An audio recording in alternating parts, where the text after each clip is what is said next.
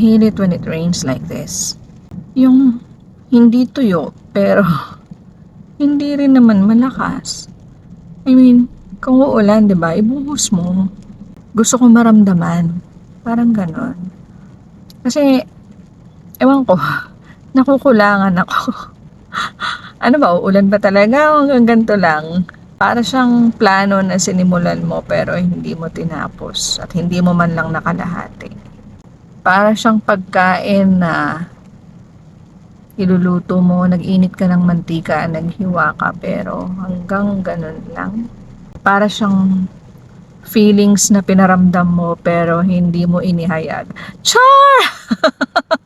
Joke lang po. Hindi po ako nakaka-relate doon. Dati siguro nung dalaga pa ako, nagpapatawa lang ako. Ayan, lumalakas na yung ulan. Salamat sa Lord. Konti pa. Wala yata akong payong. Saglit.